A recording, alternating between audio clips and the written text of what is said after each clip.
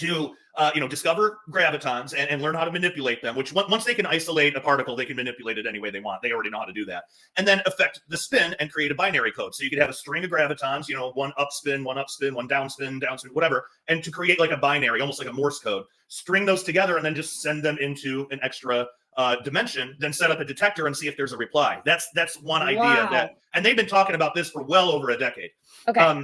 So do you watch, have you seen Stranger Things? Are you a fan? Yes. Yes. Okay, so is it because to help the layman, right, the person that struggled in these types of science classes that are a lot harder, even though my husband was in the same ones, never studied and showed up and got A's, but whatever. I'm not mad about it still. But anyway, is it safe for the layman to think about kind of like if you've watched Stranger Things to see them blasting that machine through and then they open this dimension and you've got the upside down? Is it kind of that? Is that how we can think of it as a layman if we don't understand all of these scientific terms? Yeah, that would be more of a physical portal. This graviton thing, you wouldn't need a portal to do it because the gravitons can already they're already doing this on their own anyway. Okay. So that would be if you wanted to physically bring something here, or physically, like if we wanted to transport like a person to an extra dimension, it would be something similar. That's a good way of putting it. It's something similar to that, like in Stranger Things.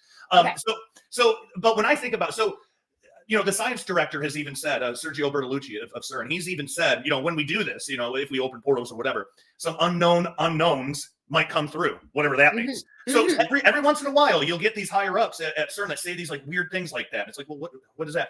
Now, the weird thing about this gravitational communication system thing, the way I look at it, isn't that just a modern day technological way of praying to and venerating ancient false gods? Because if you think about it, we know that there's more beyond the physical world. We as Christians know that. We know there's heaven, there's hell, there's angels, there's demons, there's God. We know all of these things.